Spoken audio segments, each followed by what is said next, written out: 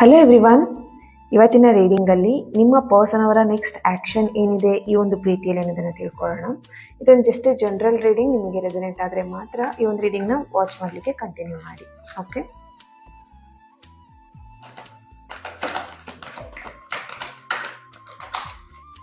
ಯಾರೆಲ್ಲ ಫಾಲೋ ಮಾಡ್ತಿದ್ದೀರಾ, thank you so much. Okay,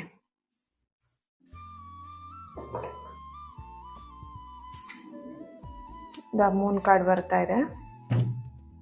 S, ಇಲ್ಲಿ ನಿಮ್ಮ ಪರ್ಸನ್ ಅವರ ಎನರ್ಜಿ ಕನೆಕ್ಟ್ ಮಾಡಿದಾಗ ಅವರು ಎಲ್ಲೋ ಒಂದು ಕಡೆ ಅಲೋನ್ ಫೀಲ್ ಮಾಡ್ತಾ ಇದ್ದಾರೆ ಅನ್ನೋಂಥ ಒಂದು ಎನರ್ಜಿಲಿ ಬರ್ತಾ ಇದೆ.